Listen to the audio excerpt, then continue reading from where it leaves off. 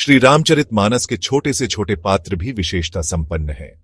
इसके स्त्री पात्रों में त्रिजटा एक लघु स्त्री पात्र है। यह पात्र आकार में जितना ही छोटा है, महिमा में उतना ही गौरवमंडित है। संपूर्ण मानस में केवल सुंदर कांड और लंका कांड में सीता त्रिजटा संवाद के रूप में त्रिजटा का वर्णन आया है, परंतु इन लघु संवादों में ही त्रिजटा के चरित्र की भारी विशेषताएं निखर उठी हैं। छोटे से वार्ता प्रसंग में भी संपूर्ण चरित्र को समस्त रूप से उद्भासित करने की क्षमता पूज्यपाद गोस्वामी तुलसीदास जी की विशेषता है। मानस के सुंदर कांड की एक चौपाई में त्रिजटा का स्वरूप इस प्रकार बतलाया गया है। त्रिजटा जाम राक्षसी एका, राम चरण रथि निपुण विवेका। प्रस्तुत पंक्ति त्रिजटा के 4 गुणों को स्पष्ट करती है। पहला, वह राक्षसी है। दूसरा, श्री रामचरण में उसकी रति है। तीसरा, वह व्यवहार निपुण। और चौथा, विवेकशीला है। राक्षसी होते हुए भी श्री रामचरण अनुराग, व्यवहार कुशलता एवं विवेकशीलता जैसे दिव्य देवोपम गुणों की अवतारणा चरित्र में अलौकिकता को समाविष्ट करती है। संभवतः इन्हीं 3 गुणों के समाहार के कारण उसका नाम त्रिजटा रखा गया हो। संत कहते हैं, इनके सिर पर ज्ञान, भक्ति और वैराग्य रूपी 3 जटाएं हैं, अतः इनका नाम त्रिजटा है। त्रिजटा राम भक्त विभीषण जी की पुत्री है। इनकी माता का नाम शर्मा है। वह रावण की भ्रातृजा है। राक्षसी उसका वंश गुण है और राम भक्ति उसका पैतृक गुण। लंका की अशोक वाटिका में सीता जी के पहरे पर अथवा सहचरी के रूप में रावण द्वारा जिस स्त्री दल की नियुक्ति होती है, त्रिजटा उसमें से एक है। अपने संपूर्ण चरित्र में सीता के लिए इसने परामर्शदात्री एवं प्राणरक्षिका का काम किया है। यही कारण है कि विरहाकुला और त्रासिता सीता ने त्रिजटा के संबोधन में माता शब्द का प्रयोग किया है। त्रिजटा सन बोलिंग कर जोरी, मातु बिप्ति संगिनीते मोरी। ऐसी शुभेच्छुका के लिए मां शब्द कितना समीचीन है। त्रिजटा की रति रामचरण में है। राम भक्त पिता की पुत्री होने के कारण इसका यह अनुराग पैतृक संपत्ति है और स्वाभाविक है। त्रिजटा के घर में निरंतर राम कथा होती है। अभी माता सीता से मिलने के थोड़ी देर पहले वह घर से आई है, जहां हनुमान जी जैसे परम संत श्री विभीषण जी से राम कथा कह रहे थे। तब हनुमंत कही सब राम कथा निज नाम, सुनत जुगल तन पुलक मन मग्न सुमिर गुण ग्राम। राक्षसी होते हुए भी त्रिजटा को मानव मनोविज्ञान का सूक्ष्म ज्ञान है। वह सीता जी के स्वभाव और मनोभाव को अच्छी तरह समझती है। वह यह भली भांति जानती है कि सीता जी को सांत्वना के लिए और उनके दुखों को दूर करने के लिए राम कथा से बढ़कर दूसरा कोई उपाय नहीं है। सीता जी का विरह जब असह्य हो चला, तब मरणातुर सीता जी आत्मत्याग के लिए जब त्रिजटा से अग्नि की याचना करती है, सीता जी त्रिजटा से कहती है कि चिता बनाकर सजा दे और उसमें आग लगा दे, तो इस अनुरोध को वह बुद्धिमान राम भक्ता यह कहकर टाल देती है कि रात्रि के समय अग्नि नहीं मिलेगी, और सीता जी के प्रबोध के लिए वह राम यश गुणगान का सहारा लेती है। ज्ञान गुणसागर हनुमान जी ने भी जब अशोक वाटिका में सीता जी की विपत्ति देखी, तो उनके प्रबोध के लिए उन्हें कोई उपाय सूझा ही नहीं। वे सीता जी के रूप और स्वभाव दोनों ही से अपरिचित थे। उन्होंने त्रिजटा प्रयुक्त विधि का ही अनुसरण किया। रावण त्रासिता सीता जी को राम सुयश सुनने से ही सांत्वना मिली थी। यह हनुमान जी ऊपर पल्लवों में छिपे बैठे देख रहे थे। त्रिजटा के चले जाने के बाद सीता जी और भी व्याकुल हो उठी। तब उनकी परेशानी के लिए हनुमान जी ने भी श्रीराम गुणगान सुनाए। दानवी होने के कारण त्रिजटा में दानव मनोविज्ञान का ज्ञान तो था ही। दानवों का अधिक विश्वास दैहिक शक्ति में है और इसीलिए उन्हें कार्यविरत करने में भय अधिक कारगर होता है। सीता जी को वशीभूत करने के लिए रावण ने भय और त्रास का सहारा लिया था और तदनुसार राक्षसियों को ऐसा ही अनुदेश करके यह चला गया था। सीता जी का दुख दूना हो गया, क्योंकि राक्षसियां नाना भांति भयंकर रूप बना बनाकर उन्हें डराने धमकाने लगीं।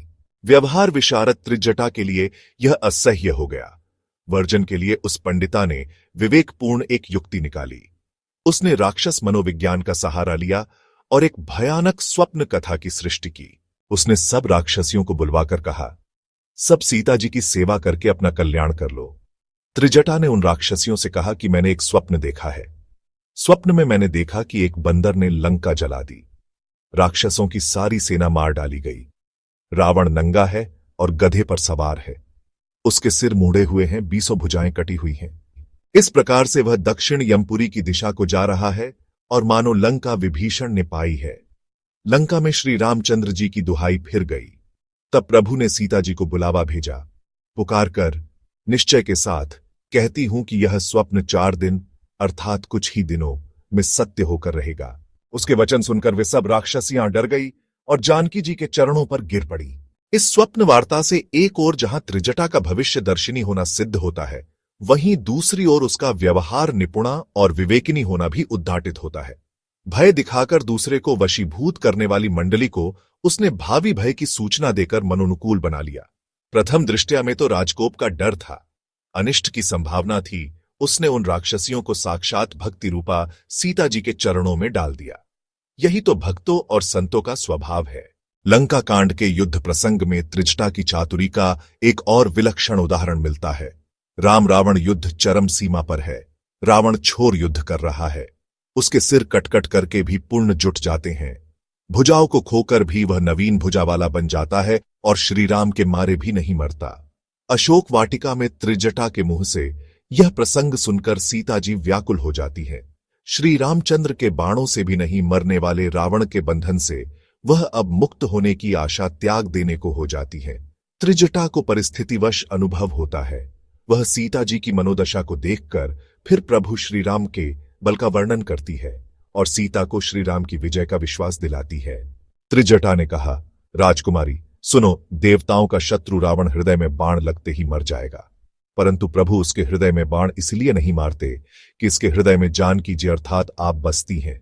श्रीराम जी यही सोचकर रह जाते हैं कि इसके हृदय में जानकी का निवास है, जानकी के हृदय में मेरा निवास है और मेरे उदर में अनेकों भुवन है। अतः रावण के हृदय में बाण लगते ही सब भुवनों का नाश हो जाएगा। यह वचन सुनकर सीता जी के मन में अत्यंत हर्ष और विषाद हुआ। यह देखकर त्रिजटा ने फिर कहा, सुंदरी, महान संदेह का त्याग कर दो। अब सुनो, शत्रु इस प्रकार मरेगा। सिरों के बार बार कट जाने से जब वह व्याकुल हो जाएगा और उसके हृदय से तुम्हारा ध्यान छूट जाएगा, तब उसकी मृत्यु होगी। रावण हर क्षण जानकी जी को प्राप्त करने के बारे में, उन्हें अपना बनाने के बारे में ही सोचता रहता, अतः हृदय से जानकी जी का ही विचार करता रहता। संतों ने सीता मां को साक्षात भक्ति ही बताया है। रावण भक्ति को जबरन अपने बल से प्राप्त करना चाहता है, परंतु क्या भक्ति इस तरह प्राप्त होती है? भक्ति तो संतों के संग से, प्रभु लीला चिंतन एवं जानकी जी की कृपा दृष्टि से ही प्राप्त हो सकती है। जानकी माता ने तो कभी रावण की ओर दृष्टि तक नहीं डाली। रावण को पता था कि प्रभु से वैर करने पर उनके हाथों मृत्यु होगी तो मोक्ष प्राप्त हो जाएगा, परंतु प्रभु चरणों की भक्ति नहीं प्राप्त होगी। जानकी माता ने पुत्र कहकर हनुमान जी से और माता कहकर त्रिजटा से अपना संबंध जोड़ लिया। किशोरी जी की कृपा हो गई, तब राम भक्ति सुलभ है। हनुमान जी को और त्रिजटा को सीता मां ने अखंड भक्ति का दान दिया है। सीता जी के प्राणों की रक्षा करने में और उनकी पीड़ा कम करने में हनुमान जी और त्रिजटा का मुख्य सहयोग रहा है। संतों ने कहा है, लगभग 2 वर्ष तक सीता जी लंका में रही, कोई 435 दिन मानते हैं, और त्रिजटा अत्यंत भाग्यशाली रही कि राक्षसी होने पर भी उन्हें साक्षात भक्ति श्री सीता जी का प्रत्येक क्षण संग मिला, सेवा मिली और प्रेम मिला।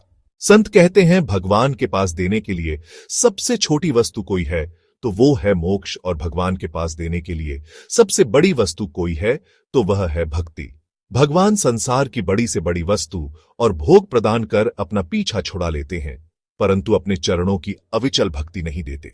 नारी भक्ताओं का चरित्र हमेशा ही सर्वश्रेष्ठ रहा है। लंका में सर्वश्रेष्ठ भक्ता त्रिजटा है, ऐसा संतों का मत है। इस प्रकार त्रिजटा चरित्र भक्ति, विवेक और व्यवहार कुशलता का एक मणिकांचन योग है।